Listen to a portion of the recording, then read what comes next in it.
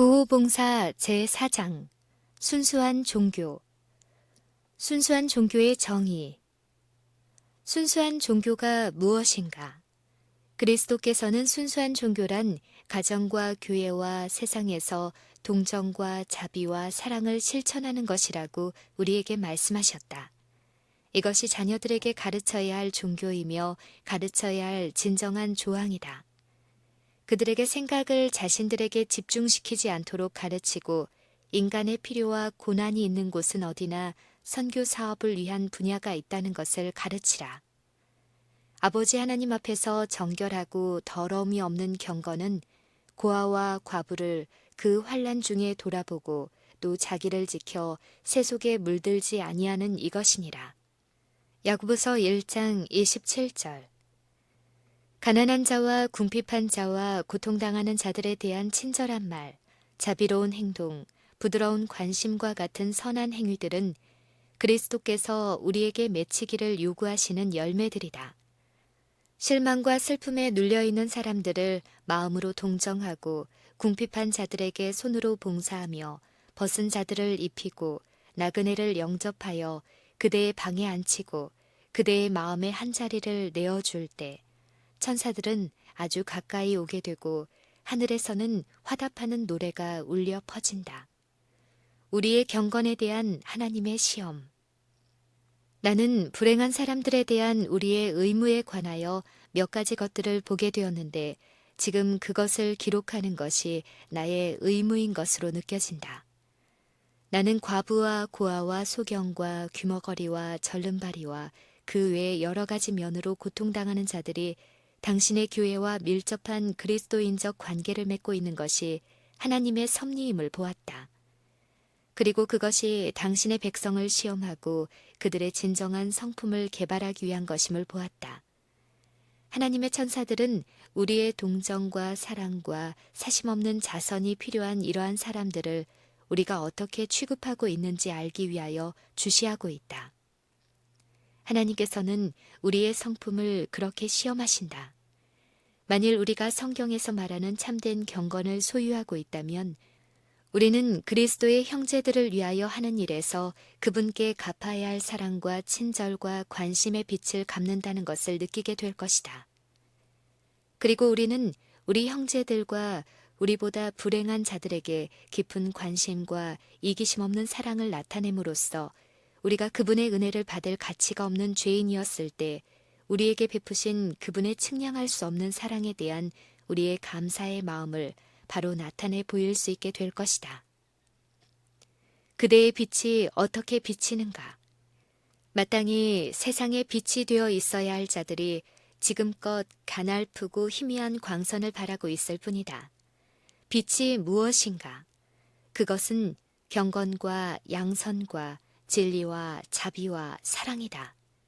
그것은 성품과 생활로서 진리를 나타내는 것이다.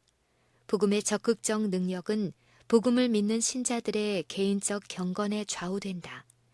그리고 하나님께서는 당신의 사랑하는 아들의 죽음을 통하여 각 사람이 모든 선한 일을 행하기에 온전케 될 수 있도록 준비하셨다. 참 종교와 거짓 종교를 구별하는 표. 인간과 그의 동료 인간들 사이에서 나누어지는 진정한 동정은 하나님의 법을 염두에 두지 않는 자들과 그 법을 사랑하고 존중하는 자들을 구별하는 표가 될 수 있다. 그리스도께서 죽어가는 세상을 위한 희생 제물로 당신의 생명을 주시고자 이 세상에 오심으로써 나타내신 그 동정심은 얼마나 위대한가. 그분의 종교는 참된 의료 선교 사업을 하게 했다. 예수님은 치료하는 능력이셨다. 나는 자비를 원하고 제사를 원치 아니하노라 라고 그분께서는 말씀하셨다. 이 말은 위대한 진리의 근원 되시는 분께서 참 종교와 거짓 종교를 구별하기 위하여 사용하신 시금석이다. 순결의 시금석이 되는 실제적 동정. 사단은 모든 영혼에게 생애의 계임을 전개하고 있다. 그는 실제적 동정이 마음의 순결과 이타심을 시험하는 시금석이 됨을 잘 안다. 그러므로 사단은 다른 사람들의 필요에 대하여 우리의 마음을 닫도록 할 수 있는 모든 노력을 기울일 것이다. 그렇게 하여 결국 고통당하는 광경을 보고도 우리의 마음이 움직이지 않게 할 것이다. 그는 사랑과 동정을 나타내지 못하도록 방해하기 위하여 여러 가지 일을 할 것이다. 그렇게 하여 그는 유다를 멸망시켰다. 유다는 끊임없이 자신의 유익을 추구하고 있었다. 이 점에 있어서 그는 오늘날 그리스도인이라고 공언하는 많은 부류의 사람들을 대표한다. 그러므로 우리는 그의 경우를 연구할 필요가 있다. 우리는 유다처럼 그리스도께 가까이 지내고 있다.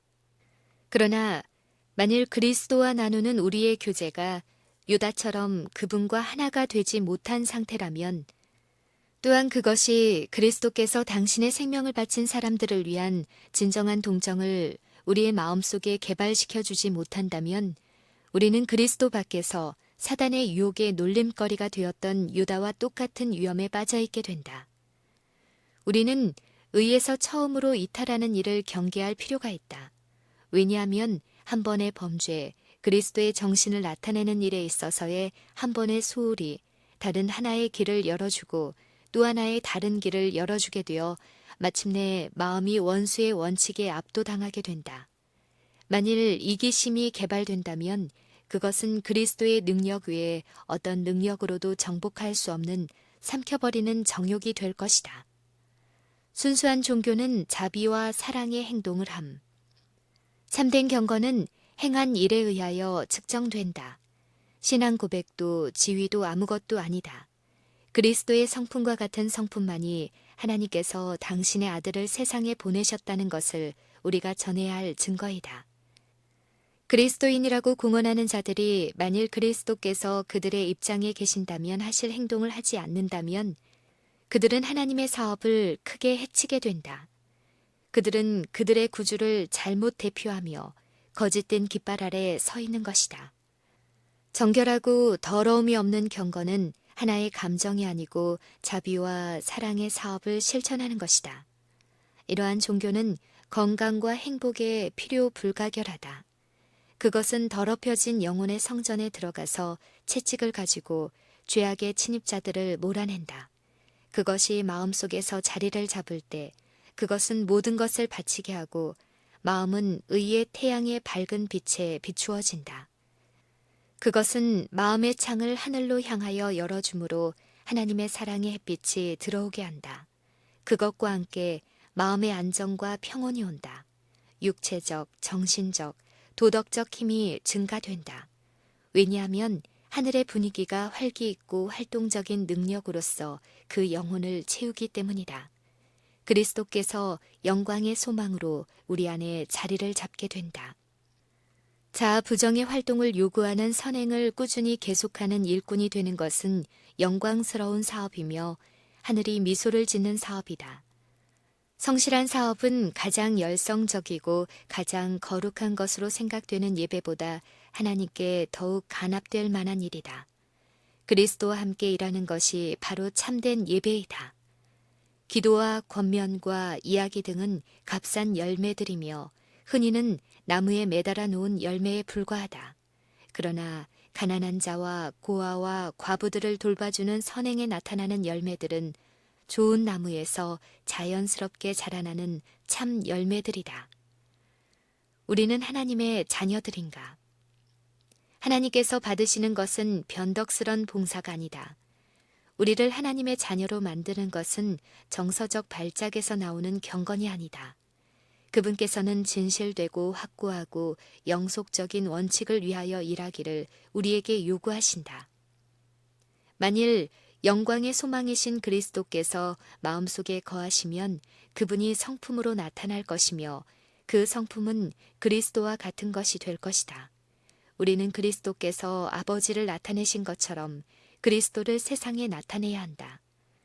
우리는 마치 어떤 훌륭한 일을 하고 있는 것 같은 자세에서가 아니라 만일 우리가 그와 유사한 환경에 처해 있다면 어느 참된 그리스도인에게 기대할 그런 종류의 그리스도인적 온정과 진심을 보여주기를 원한다. 선행에 피곤치 말아야 함. 다른 사람을 위한 우리의 수고가 무시되고 외관상 헛수고가 되어버리는 것처럼 보일 때가 많다. 그러나 이러한 것이 우리가 선행해서 피곤해져야 할 구실이 될 수는 없다.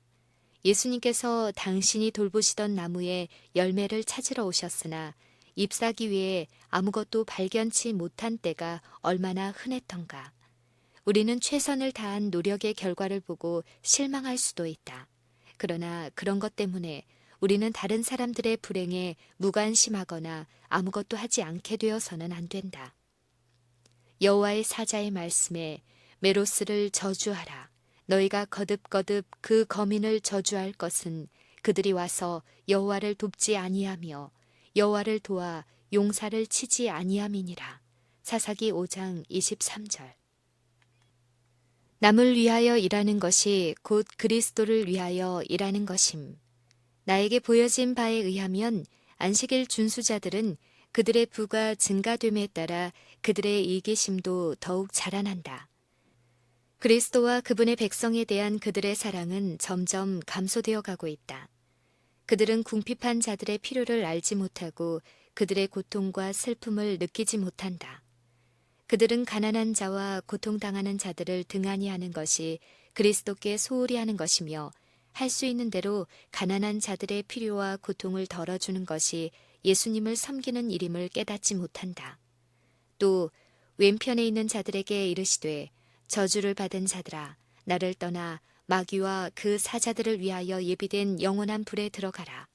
내가 주릴 때에 너희가 먹을 것을 주지 아니하였고 목마를 때에 마시게 하지 아니하였고 나그네 되었을 때에 영접하지 아니하였고 병들었을 때에 돌아보지 아니하였느니라 하시니 저희도 대답하여 가로되 주여 우리가 어느 때에 주의 줄이신 것이나 벗으신 것이나 병드신 것이나 옥에 갇히신 것을 보고 공양치 아니하더이까.